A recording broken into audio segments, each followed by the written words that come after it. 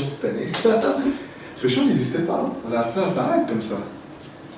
Et j'adore ce mouvement, cette spontanéité justement. Parce que on peut chanter comme on a appris, oui, mais non. Chanter comme ça, c'est vraiment vivre avec la lumière parce que on n'est pas dans un calcul. On est nous-mêmes. Et le seul fait de prononcer ce nom vie comme ça, comme un enfant en fait. Et on y est. Parce que du coup, là, si tu commences à mettre des barrières à l'intérieur de toi, tu dis, oh, comment on chante, pourquoi on chante vie? Mais en fait, tu es dans la vie en fait. Quelle meilleure manière d'en tirer la vie que chanter la vie en toi? Ah, c'est ça la clé aujourd'hui. On va en parler un petit peu. Asseyez-vous, restez pas debout. J'aimerais bien debout. Hein? J'aimerais être debout. Ah ben vas-y, reste debout, alors, parce que t'es bon, ça marche. Reste debout. Non, parce qu'en fait, cette idée de vie est fondamentale à un point on n'imagine même pas en fait. C'est un truc juste magique. Quand tu nais, tu respires, si tu n'as pas de vie, tu n'es pas là. Si tu n'as pas de vie, il y a certains qui ont vie qui n'en profitent même pas en fait. Il y a certains qui étaient vivants hier qui ne le sont plus le lendemain. Donc, on peut parler de Dieu de ce qu'on veut, mais si on ne prend pas un temps pour vraiment dire merci la vie, mais pas une vie abstraite non plus, hein. C'est-à-dire, je ne pense pas à une vie abstraite, je ne pense pas à une vie des autres, mais juste de dire, cette flamme-là qui m'anime, qui vient tous les matins me chercher, qui me bouge, qui anime ce corps-là, et ne pas dire être dans la gratitude par rapport à ce mouvement intérieur, ben, je passe à côté de quelque chose. Et beaucoup d'êtres, en fait, cherchent des fois une sorte de Dieu abstrait qui est vrai. Parce qu'il y a la nature, il y a quelque chose, il y a un principe qui fait que la fleur pousse, qui fait que les arbres sont des arbres, qui fait que les animaux soient des animaux. Mais pour nous, c'est des fois abstrait. La preuve, beaucoup de gens, beaucoup de personnes pensent que il n'y a que Dieu n'existe pas, que la religion est mauvaise, que tout ça n'a pas de sens. Et quand on dit mais pourquoi Dieu, ils disent mais non, tu as vu ce qu'ils ont fait avant, tu as vu ce que les chrétiens ont fait avant, tu as vu ce que les musulmans ont fait avant. Enfin, ils te citent toute l'histoire de la vie, on fait les différentes religions. Mais ils oublient un principe, c'est que la vie est la même pour tous, parce que nous tous, dès que tu respires, tu es vivant. La question de savoir qu'est-ce que tu vas faire de cette vie, est-ce que tu connais cette vie? Et que tous ces mondes, toutes ces religions que je t'ai données étaient censées nous éduquer à aller vers la vie. Mais bon, après, elles se sont coupées elles-mêmes de la source. Et ce qui fait que finalement, aujourd'hui, c'est une calamité, c'est que beaucoup d'êtres vivent sans vivre. J'aimais bien en fait ce film qui s'appelait, une série qui a vraiment chauffé, c'était une série comme ça qui s'appelait Walking Dead. Vous connaissez un petit peu, une super série. C'est une série de monstres. Ah, ouais, de morts vivants. Ils étaient tous là, ouh, et ça se contaminait en fait. Mais c'est si bien, je vois bien les choses en réalité. Ils montraient l'humanité comme des morts vivants aujourd'hui. C'est quoi être mort vivant pour nous? C'est juste que tu lèves le matin, tu ne sais pas quoi faire de ta vie, tu vas juste au travail, et puis tu dors, et puis tu fais ton quotidien, tu gères tes quotidiens, mais tu oublies que tu as une flamme à l'intérieur de toi qui t'appelle. C'est ça être mort vivant. Et tu peux même aller même à l'église, venir chez les Esséniens, entrer même dans un temple essénien, et ne pas vivre. Parce que tu es dans une abstraction de la vie. Mais la vie, c'est quoi? C'est ce que tu penses, c'est ce que tu ressens, c'est ce que tu veux, c'est ce qui vient à l'intérieur de toi. C'est toutes tes aspirations intérieures que tu dois quelque part mettre au monde, faire vivre en fait. Mais nous, en réalité, on ne vit pas en fait. On essaie de vivre. Combien de personnes sont paumées aujourd'hui parce qu'ils ne savent pas quoi faire de leur vie? Ils vont dire, je ne sais pas quoi faire de ma vie, je ne sais pas quoi faire de ma vie. C'est un mot qui revient chaque fois en fait. Mais pourquoi? Parce qu'on est coupé de cette reliance en fait intérieure. C'est normal de se poser cette question aujourd'hui parce qu'on n'a pas été éduqué à écouter le mouvement en soi. Où est-ce que veulent m'amener mes pensées? Qu'est-ce que je veux vraiment? Quelle est la flamme qui m'anime? Qu'est-ce qui me caractérise en fait? Il n'y a que comme ça que tu peux commencer à découvrir à peu près qu'est-ce que tu veux. Parce que tant que tu n'as pas allumé cette flamme, tu cherches ta voie. Beaucoup de gens parlent de chercher ta voie aujourd'hui. Hein. Je cherche ma voie, je cherche mon chemin. Bon, déjà, chante un petit peu, hein, parce que déjà, tu as découvert un peu ta voix. C'est pas rien, hein, chanter. Mais écoute vraiment qu'est-ce qui se cache. Ne regarde pas ce qu'on t'a appris, ne regarde pas ce qu'on t'a enseigné. Qu'est-ce que tu veux à l'intérieur de toi? Quelle est la vie qui t'anime? On a dit que la vie, on a chanté, mais ce n'est pas une vie extérieure. C'est vrai qu'on a tous ce point commun. Nous avons tous une vie, c'est ça qu'on parle de fraternité. Parce que la même vie qui est à l'intérieur de moi, c'est la même vie qui est dans l'animal, et c'est la même vie, c'est le même principe. Mais chacun de nous est particulier.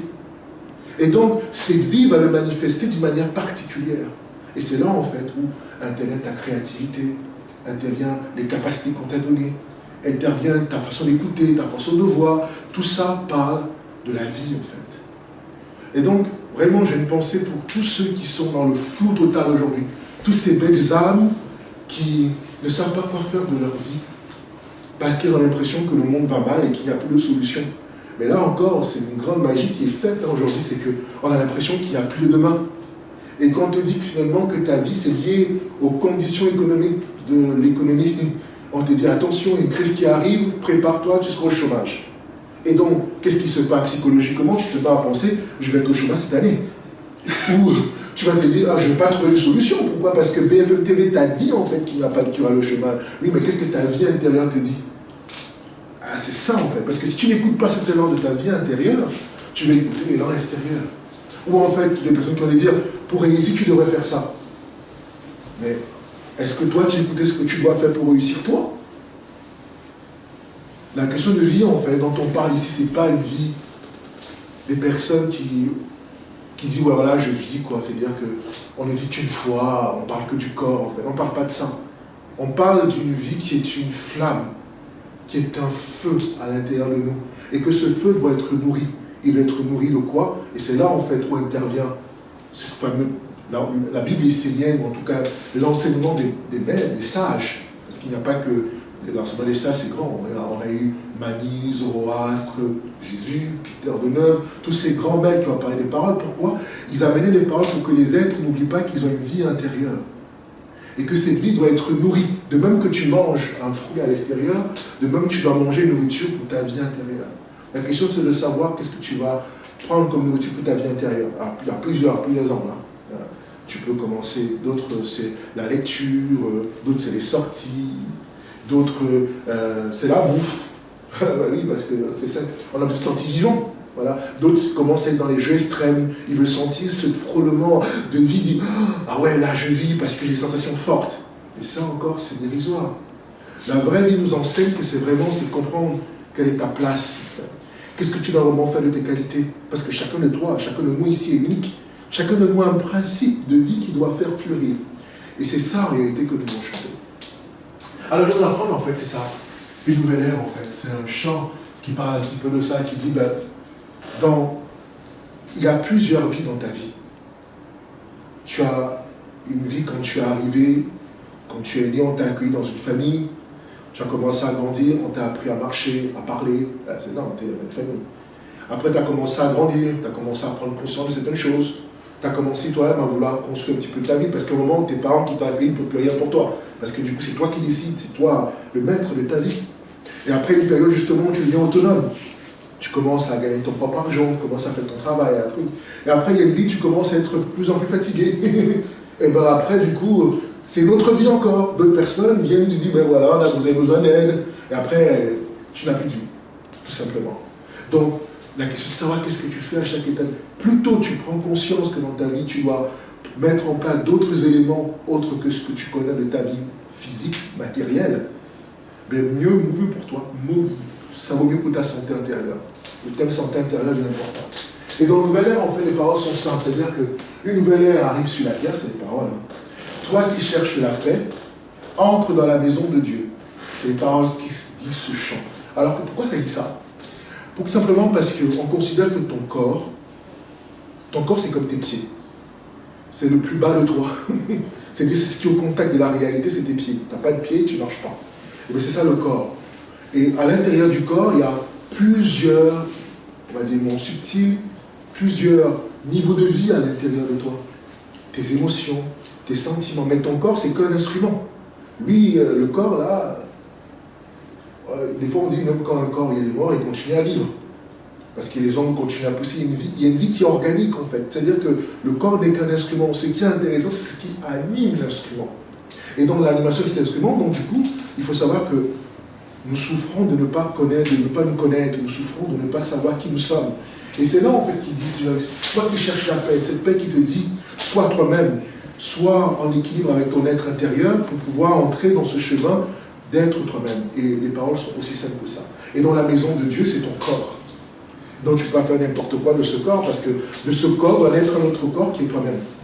Et c'est là, en fait, on voit une part qui n'ont pas été compris des fois dans les traditions. On disait que, voilà, tu dois naître une deuxième fois, mais ce n'est pas une deuxième type de voie extérieure, c'est une naissance intérieure. Tu dois naître de toi-même à ce que tu dois être de ta vie intérieure, de ta flamme. Et donc, on va chanter. Une nouvelle ère arrive sur la terre.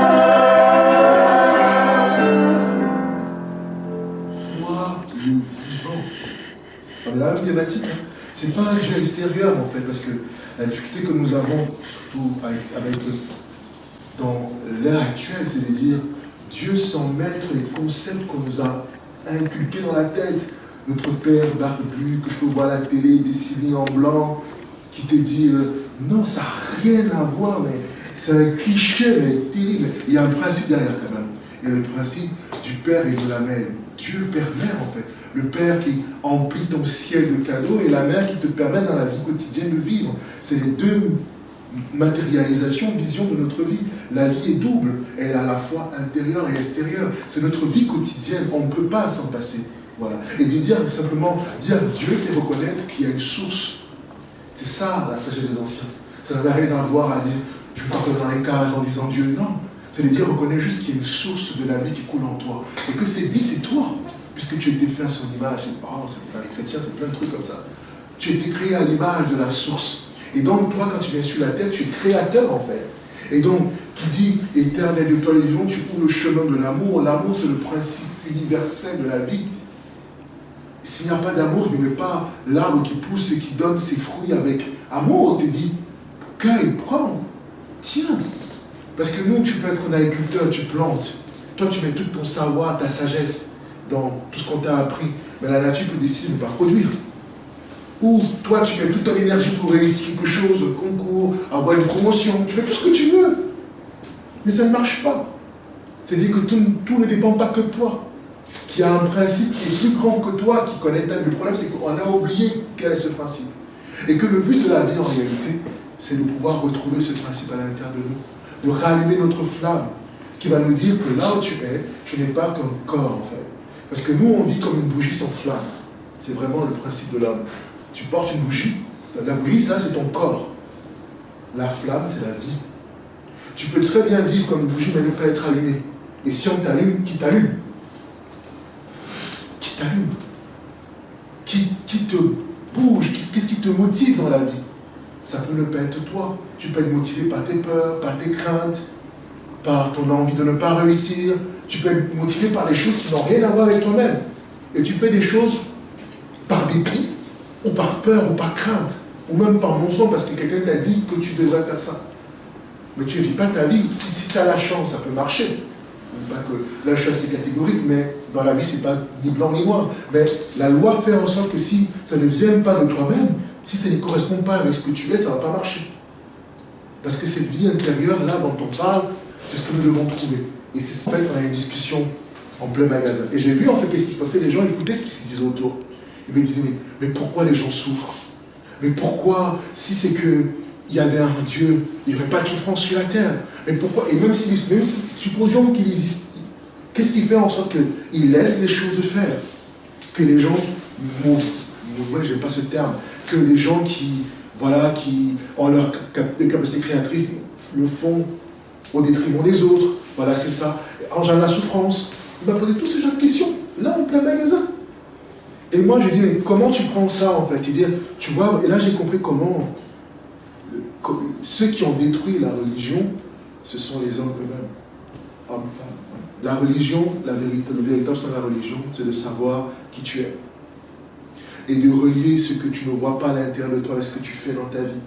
La véritable religion, c'est relier ton invisible et ton visible. C'est faire un pont entre ce que tu es sur la terre et ce que tu es au ciel. Mais la véritable question auquel les hommes n'ont pas de réponse, c'est qu'est-ce que tu es au ciel? Qu'est-ce que tu es dans ton ciel? Ton ciel, c'est quoi? C'est tes pensées. Quelles sont tes pensées qui te caractérisent? Qu'est-ce que tu ressens en fait? Quels sont tes principes de vie qui t'animent?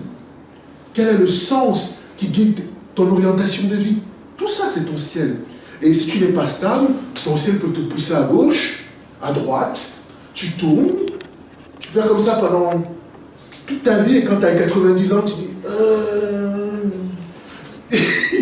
ma vie, ouais, j'ai éduqué toute ma vie sans vie. Et tu deviens aigri. Des fois, c'est ça. Hein. Tu as l'impression que tu en vas à tout le monde. Tu dis, oh. Et des fois, c'est très bizarre. Ça peut arriver dans les familles où tu as un homme et une femme qui vivent pendant les années ensemble et ils arrivent à la fin de leur vie, ils ne se supportent plus. Ils ont l'impression d'avoir raté leur vie. Ça arrive, ça, c'est des histoires qu'on peut écouter ça et les autres. Hein. Mais parce qu'on ne partage pas les mêmes trucs. On ne voit pas le même, on n'essaie pas d'aller vers un même ciel. Ce ciel, c'est le ciel de l'harmonie, c'est le ciel de dire ben, on va vivre ensemble, on va créer des choses fortes, on va se construire le demain que l'on veut. Et nous, en fait, on a cette capacité. C'est à ça que sert tout l'enseignement de la lumière. Je ne parle pas de religion, je parle de manifestation de la lumière. C'est plus la manifestation de Dieu. C'est ça, en fait, la véritable. Les gens appellent la religion, mais la religion est pauvre aujourd'hui dans le sens où on le comprend. Manifestation, c'est vrai, parce que soit ça se manifeste en toi, soit ça ne se manifeste pas. Et comment on sait que ça se manifeste? Tu vas voir que tes pensées sont un petit peu meilleures, que tu vas voir que ta qualité de vie, l'eau qui t'entoure, l'eau de tes sentiments, tu vas plus te mettre en colère puis qu'il ne crise pour rien. Tu vas plus en vouloir à la terre entière. Tant que tu en vas à la terre entière, c'est que tu pars avec la lumière.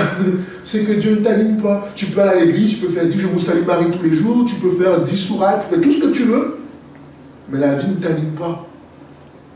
Tu crois que ça va t'aider parce que ça aide un petit peu. C'est comme quelqu'un qui va aujourd'hui c'est la psychologie, tu vas voir un psy, tu te dis oui, tu vas bien, oh je vais bien. Avant c'était ça, j'allais un petit peu à l'église, ça me faisait du bien. C'est les mêmes principes. Rien n'a changé. Seulement qu'il y a un, on dit quand même que Dieu existe. Et l'autre qui dit qu'il n'y a pas de Dieu. C'est la différence. Ouais. Mais c'était ça en fait. Mais en vérité, nous devons sortir de ce schéma. La vie nouvelle, c'est de dire, tu vas être ton propre patron. Tu as décidé ton patron. Tu as décidé ce que tu veux vivre en fait. Et que si tu as le support d'une religion ou d'un courant spirituel, ce que tu veux, c'est une béquille qui doit t'aider à renforcer ta vie intérieure et non l'inverse. J'adore cette tradition parce que j'ai toujours été entouré de savants, des gens qui connaissaient beaucoup de choses. Parce qu'ils avaient lu dans un livre ou parce qu'ils avaient médité des révélations. Mais la révélation ne te sert à rien si dans ta vie quotidienne, il n'y a rien qui change.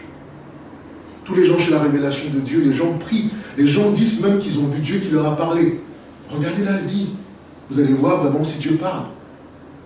Et heureusement que, même ici, je n'ai pas la prétention de dire quoi que ce soit. Là, on partage. Hein, parce que je suis ni grand ni plus grande personne. Je suis quelqu'un qui partage. Parce que même ma vie, des fois, je regarde, je dis, ouh, là, je devrais changer quelque chose. Hein. Personne n'est parfait. Mais nous devons aspirer à la perfection parce que la perfection, c'est nous-mêmes. Mais c'est pas parce qu'on n'est pas parfait qu'on ne doit pas aspirer aux belles choses. C'est pas parce que je ne lis pas cette parole parce que je la maîtrise. C'est faux, ça. Par contre, je l'étudie. Et comme je l'étudie, j'apprends. C'est pour ça qu'on a été étudié, en fait. Parce que quand tu étudies, tu changes tes pensées. Tu nourris la vie intérieure. Combien de gens ont des problèmes dans leur vie juste parce qu'ils ne savent pas quoi faire face à des situations? Ils sont bloqués par rapport à leurs pensées, leur cœur, tout ce qu'ils veulent. Ils peuvent aller voir le psy, le tonton, la tata, rien ne marche. Ils tournent leur boucle. Pourquoi? C'est un problème spirituel, ils sont bloqués. Ils sont bloqués, mais pas extérieur, c'est intérieur. Ils n'ont pas allumé en eux la flamme, le feu intérieur qui va leur permettre de passer l'obstacle. Et ils tournent en rond. C'est pour ça qu'on dit étudier, aller respirer un autre air, respirer autre chose à l'intérieur de vous. Sinon, vous allez toujours vous nourrir de la même air et reprendre chaque fois la même chose. Ne pas tuer la vie, c'est fondamental. Et c'est pour ça qu'on dit, à un moment quand tu entres dans ce chemin, c'est essayer de ne pas rendre les autres malades par tes mauvaises pensées, par tes mauvais sentiments, parce que si tu le fais, tu n'es pas avec la vie. La vie aime quand tu es éduqué, que quand tu apprends à ne pas juger les autres, quand tu apprends à être toi-même. Et ce chant, c'est un autre nom, et l'épreuve, je vais le placer parce que c'est important de dire que tu ne rendras pas les autres malades par ta pensée, ta parole, par tes sentiments ou par tes gestes. Ça veut dire qu'on a tous un acte, une conséquence les uns sur les autres. Et que la responsabilité de chacun, c'est de s'éveiller à sa source et de vraiment voir exactement qu'est-ce que je dois faire, quelle est mon attitude juste que je dois avoir. Parce que si je n'ai pas la bonne attitude, j'éteins la flamme à l'intérieur de moi. Si je n'ai pas la belle pensée, j'éteins la flamme à l'intérieur de moi. Si je n'ai pas les bons sentiments, les bons gestes, j'éteins la flamme à l'intérieur de moi. Je veux la paix, mais j'insulte à l'extérieur. Ça n'a pas de sens. Je veux la paix, mais j'engueule tout le monde. Fous-moi la paix. Ok, mais fous-moi la paix. La paix s'en va. Mais c'est toute une attitude intérieure à développer, cette question de vie. Et c'est l'éducation qu'on doit avoir, tout le monde aujourd'hui. L'humanité devrait s'éduquer à ça, à savoir comment penser, comment réfléchir sans faire de mal à l'autre. Délivre-moi du mal, sans chercher. Parce que l'autre, c'est toi, en fait, quelque part. Puisqu'on a la même vie qui nous anime tous. Tu ne rendras pas les hommes malades par ta pensée, par ta parole, par tes sentiments ou par tes gestes. Tu ne rendras pas les autres malades. Tu ne rendras pas les autres malades par ta pensée, par ta parole, par tes sentiments ou par tes gestes. Tu ne rendras pas les autres malades. C'est vrai qu'on n'a pas l'air comme ça, mais le chanter, c'est fort en fait, parce que là, ça nécessite nos pensées, nos sentiments. Et quand on n'arrive pas, il faut trouver des solutions pour justement traverser ça.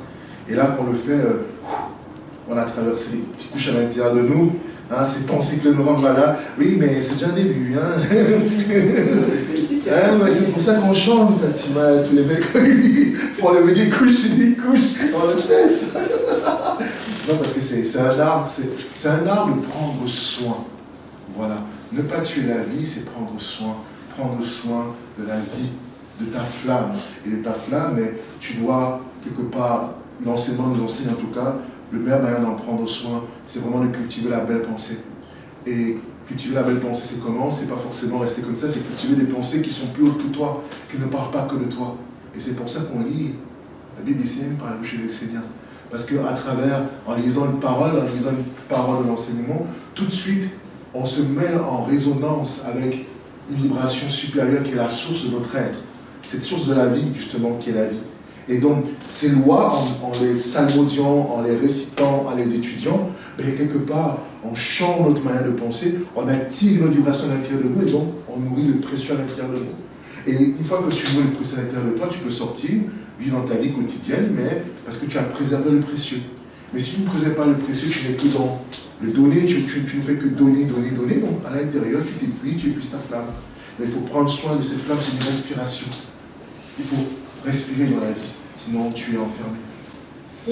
J'ai lu, je ne sais plus dans quel psaume, je ne sais plus quel verset, etc., mais c'est dit dans la Bible que c'est bien beau de vouloir s'allier avec tous les règles, avec toute la création, où il n'y a pas d'homme, parce que comme ça c'est plus simple, mais si tu n'es pas capable déjà de t'entendre avec ton propre règne, et de savoir ce qu'est l'affection pure et désintéressée, et ce qui nous lie tous dans notre propre règne, c'est complètement illusoire de croire que tu peux t'associer avec les autres règnes.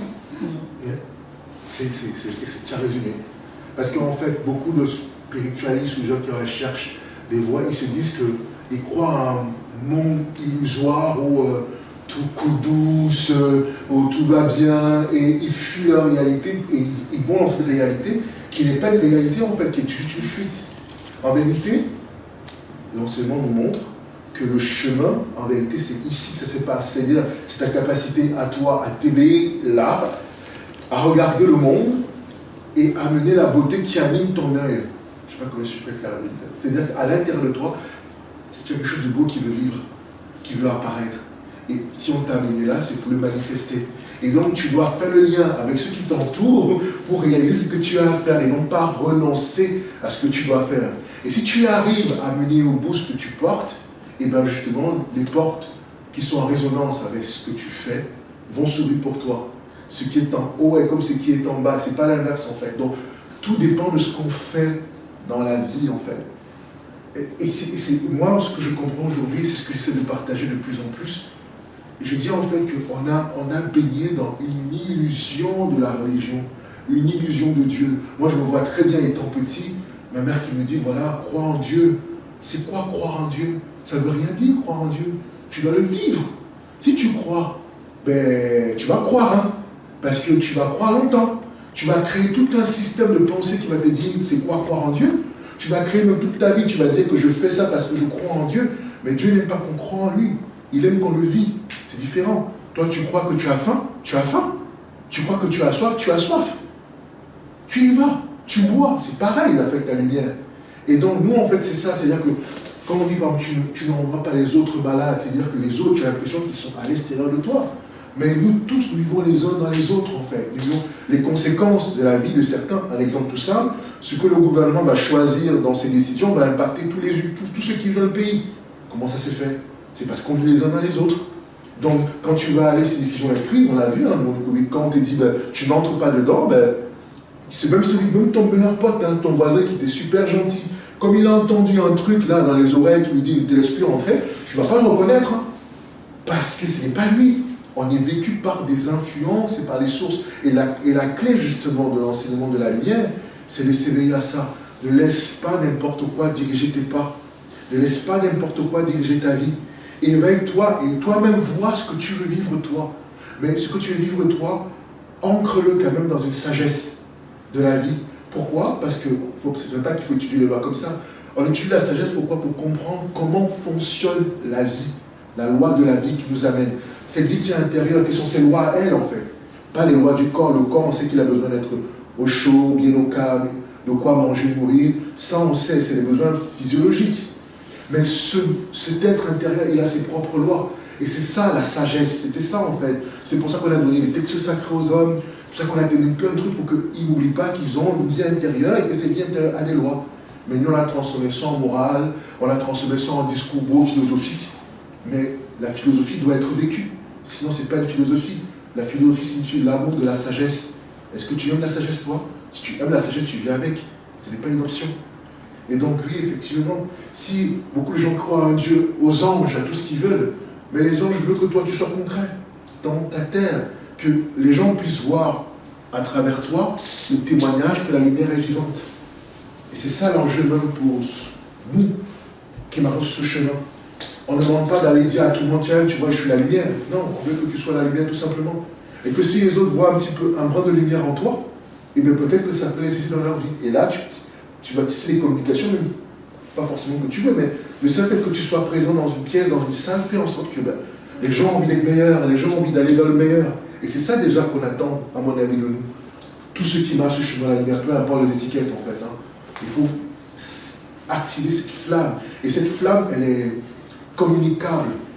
Si tu es à côté de quelqu'un qui a l'impression que tu es un vrai witch comme les sorciers, il n'y a plus rien à faire pour toi. Mais si tu as un petit peu de lumière et que la personne a un petit peu de lumière qu'elle veut manifester, si à ton contact, elle peut allumer sa flamme à ta flamme. Et la lumière est entrée dans le monde, elle passe d'un être à un être, jusqu'à ce que tout le monde soit dans la lumière. C'est comme ça que ça se passe. On a une responsabilité énorme. Si nous avons la chance, durant toute cette année, en fait, de grandir dans ce que l'on porte en nous, c'est ça qui est important. De prendre soin du précieux. Pour moi, le précieux aujourd'hui, c'est la Massara. C'est ce qu'on fait ensemble, c'est nos rencontres, c'est nos échanges, parce qu'on a notre vie quotidienne. Mais il n'y a pas de séparation, en fait, en réalité, parce que ce que tu gagnes avec en nourrissant cette tête de tes gens supérieurs, quelque part, tu l'amènes dans ta vie quotidienne. Mais seulement, tu n'expliques pas aux gens ta source. Tu vas parler dans ton boulot, tu vas dire, tiens, j'étais à l'église dimanche, j'étais à la salle. Ça ne sert à rien, il n'a rien compris dans ton discours. Le plus important, c'est qu'il voit par ta pensée, par ta manière d'être. Mais toi, tu es différent quand même, hein. C'est ça le plus important. Et si tu n'es pas différent parce qu'il faut que tu sois différent, tu es différent parce que c'est toi. Et justement, tu n'essaies pas de ne pas être quelqu'un d'autre, justement. Tu essaies juste d'être toi-même. Et c'est ça. Et même quand on va à tout ce travail, c'est pour avoir la force d'être nous-mêmes. En fait. Je suis vraiment heureux de pouvoir partager cette année avec vous. Et on a beaucoup parlé de nouvelle ère qui c'est la paix. On va faire un événement sur la paix ici, on a décidé cette année. Ce sera un bel événement qu'on fera en avril. On va faire ça, ce sera du vendredi un vendredi, comme qui est les dates 17 au 20 avril. 17 au 20 avril. On va vraiment entrer comme on a fait là, mais on va pouvoir chanter la paix, on va pouvoir ressentir la paix, on va avoir tout un travail justement pour appeler la paix, pas comme les hommes pensent que la paix doit être, parce que quand on parle paix, on voit seulement Israël, on voit aussi Turquie, je ne sais pas trop quoi, on voit juste ça, mais ça n'a rien à voir. Et donc nous, on va vraiment, comme on appelle de la vie aujourd'hui, la vie, ça n'a rien à voir à ce qu'on nous dit. Donc pareil, on va parler de la paix autrement, mais parce qu'en faisant ça, on va vraiment contribuer à la paix. Justement, on a plein de choses qu'on va mettre en place, vous allez découvrir ça. Donc il faut commencer à en parler parce que c'est quand même une bonne organisation. En tout cas, la communication va commencer, je pense, au courant janvier ou février. Voilà, il faut qu'on y pense, mais voilà. Mais là, on a pris les contacts, ce serait ici à Avignon. Ouais. Oui. Du 17 au 20. Ouais. Donc c'est l'événement à marquer dans vos agendas maintenant.